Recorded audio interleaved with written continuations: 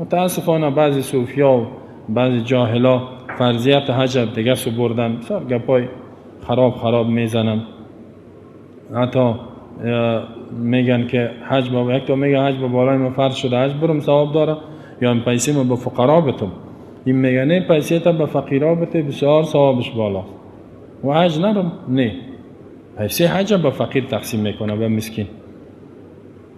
فرضیت از گردن ساقط میسازه، در حالی که حج با بالایش فرض شد. میگه نه، پیسه تا به فقیر بده. میگه دلیلش چیست؟ میگه دل به دست آور که حج اکبر است. اینی دلیلش. یک شعر میخوانه، دل به دست بیار. میگم حج اکبر نمیست، از هزاران کعبه یک دل بهتر است. از هزار کعبه. وقتی که یک آدم بفهمه از هزار کعبه یک دل بهتر است، خب چرا حج بیت الله برو؟ با یک دلیل هم برش میگه که دلیلش چیست؟ از هزار کعبه یک دل بهتر.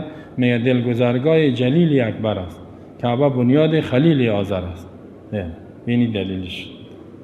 دلیل ساقط کردن فرضیت حج هم یک شعر بود، با برای دیگه دلیل گفت. خلاص دل گذرگاه جلیل، گذرگاه دل که هست میگه تیر میشه و از پیش جلیل اکبر. جلیل یعنی الله رو میگه، از او تیر میشه، گذرگاه از او. کعبه که از بنیاد خلیل آذر است. این را خب ابراهیم جور کرده.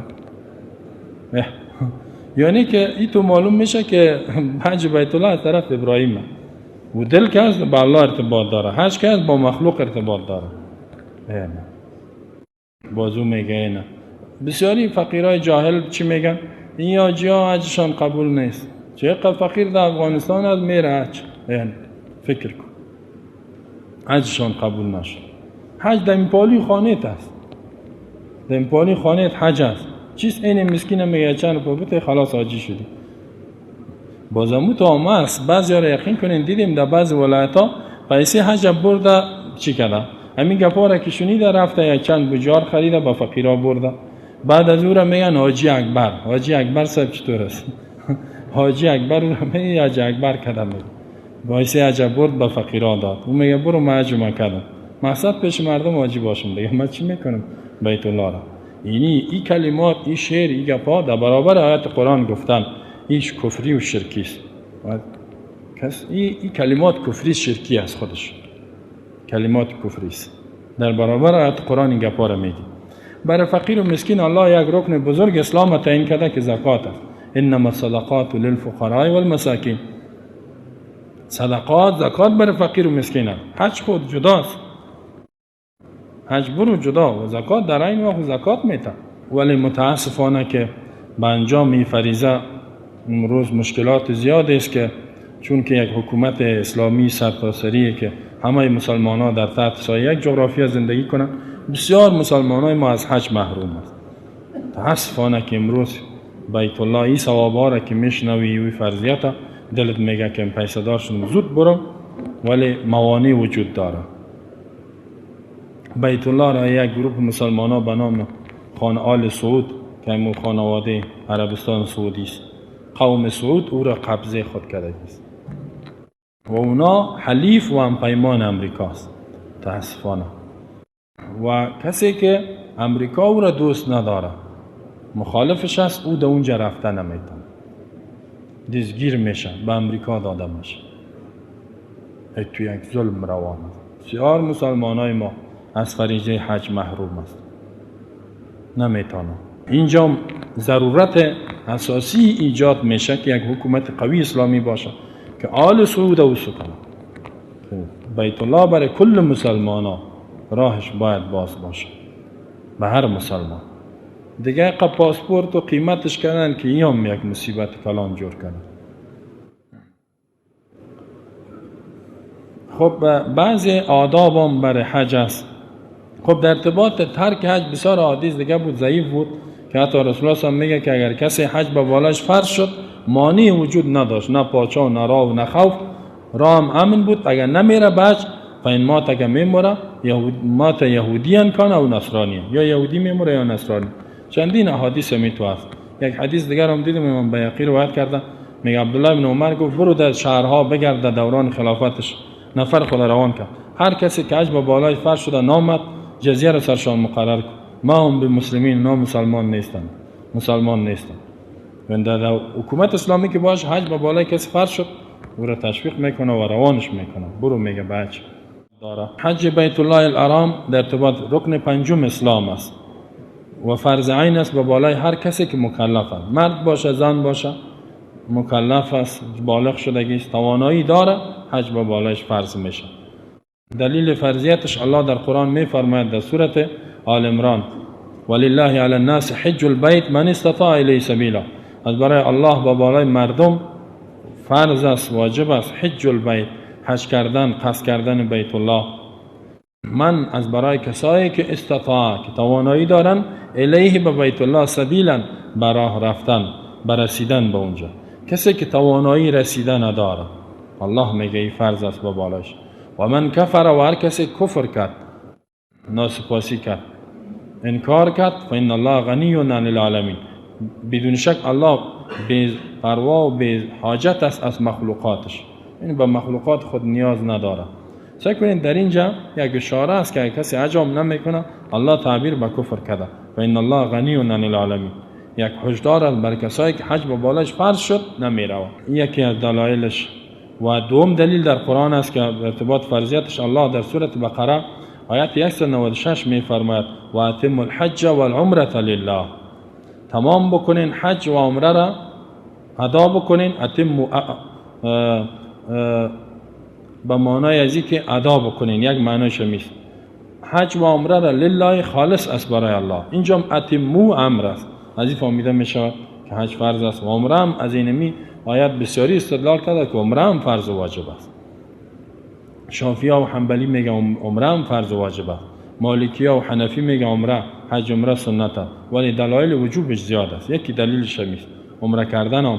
و قول تعالی دیگه آیت است که الله خطاب میکنه به ابراهیم علیه السلام و اذن فی الناس بالحج، اعلان بکو در از برای مردم به حج یأتوک رجالا و علی کل ضامر یأتین من کل فج عمیق. بیشتر آیت گفتیم آیت 27 سوره حج. از این فهمیده می شود که حج یک حکم قطعی الله است که کسی ترک کنه بسیار گناه بزرگ است.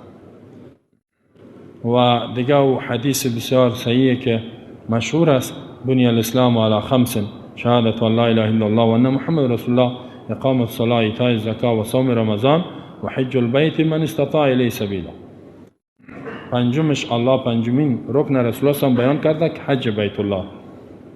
و حدیث دیگه در بخاری است که رسول الله گفت یا ایها الناس حج البیت، ای مردم بیت الله را حج بکنین. مرد یک نفر خیز گفت اکل عام یا رسول الله، هر سال حج کنیم؟ رسول الله سکوت کرد. باز گفت باز بعد از او گفت که اگر لو قلت نعم لوجبت، اگر من میگفتم بله واجب میشد. چیزی که براتون گفتیم دیگه سوال نکنین، آنچه که به شما امر میشه و او را انجام بدین، چقدر که توانایی دارین. از آنچه که نهی شدین منع شوین، دیگه از پیش خود زیاد سوال نکنین. پس از اوجا فهمیده میشه که در عمر یک مرتبه حج فرض است و کسی اگر از فرضیتش انکار میکنه مرتد از اسلام کافر میشود. بعضی آداب است برای حج رفتن، بسیاری هم تفصیلی بود ولی ما خلاص بسیار کوتاهش میکنم. یکی اخلاص که فقط به خاطر الله باشد.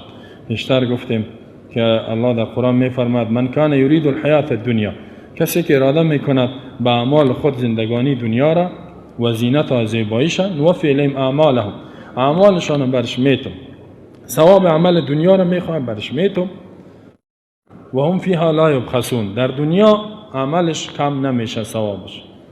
اولئک الذین لیس لهم فی الاخره الا النار، اینا در آخرت هیچ حصه ندارن مگر آتش. کسی به خاطر اعمال دین به خاطر دنیا انجام بده در آخرت جایش آتش است. و حبط ما صنعوا، اعمال نیک کرده برباد شد. و باطل ما کانوا یعملون، بی اثر باطل شد آن اعمالی که انجام داد. در سوره هود آیت 15 و 16 الله میفرماید چقدر خطرناک است. ولی متاسفانه بسیاری کسا به حج میره به خاطر دنیا.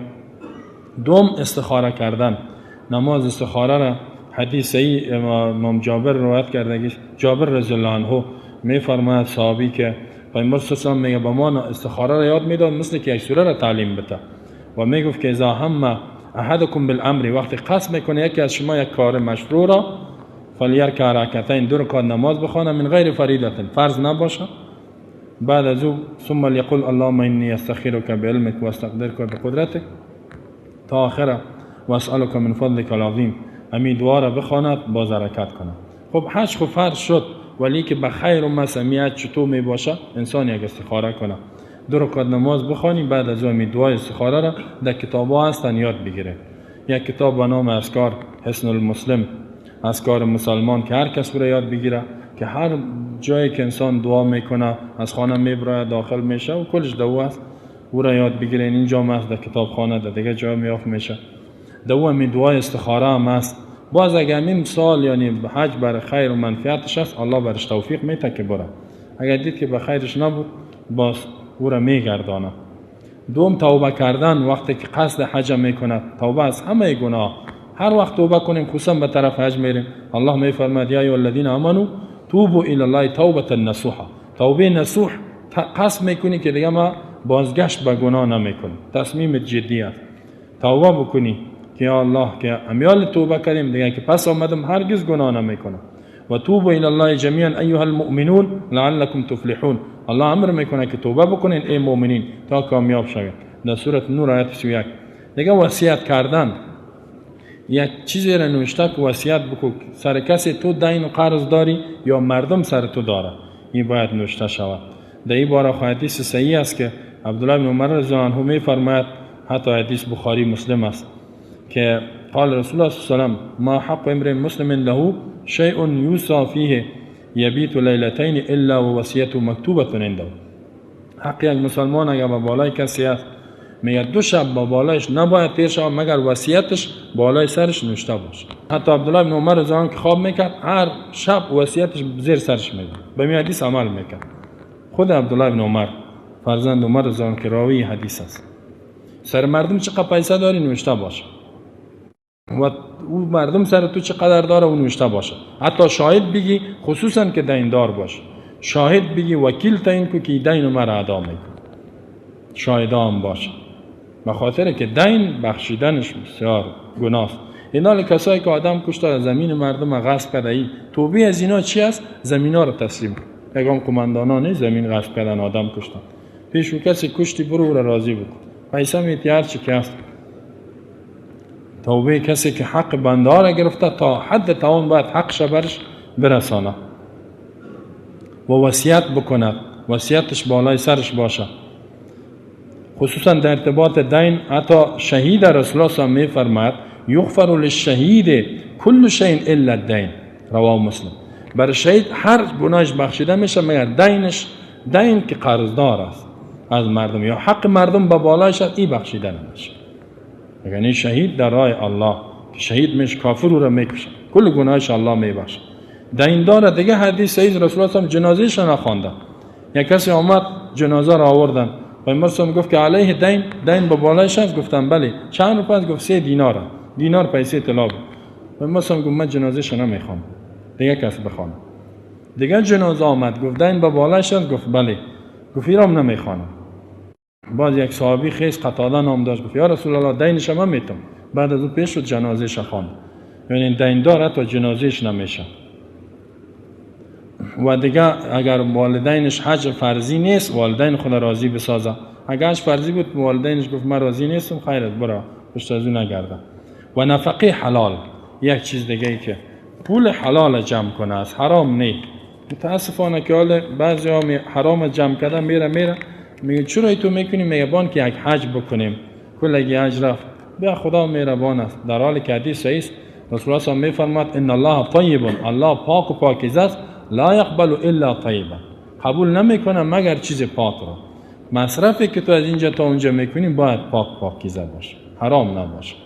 اینی شرایط، بعض شرایطش هست. و دیگه یکی از شرایط عمده‌اش تعلم احکام حج. احکام حج یاد بگیری. حتی 2 ماه به نظر ما باید بخوانیم، کل احادیث بخوان که حج چه قسم باشه. بدعت های حج اگر وقت پیدا کردیم، در حج اقا مردم بدعت میکنه. بدعت که از کل عمل لیس علی امرنا فهو رد، اعمال است که اعمال خیر انسان از بین میبره.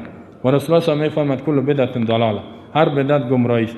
خصوصا در مراسم حج، کسایی که از احکام حج بخبرند، اقا گناهی بدعت میکنه، حد نداره، بس صدها بدعت انجام میده. از همیشه که در احرام در نیتش که به می زبان میگه یک بدعت است که نیت کردم میکردم او کردم. بدعت های مختلف است. ان شاء الله یک وقت دیگه میگیم. الله به ما شما توفیق بده. هدف از این بود که هر حکم اسلام و هر رکن اسلام مطابق اسلام قرآن و حدیث رسول الله صلی الله علیه و انجام بدیم. الله کل ما و شما را به انجام امی تو یک حج برسانه. ربنا وفقنا لما تحب و ترضى. ربنا اصلح لنا شأننا كله ولا تكلنا الى نفسنا طرفة عين. وصلى الله على نبي محمد وعلى اله وصحبه وسلم تسليما كثيرا.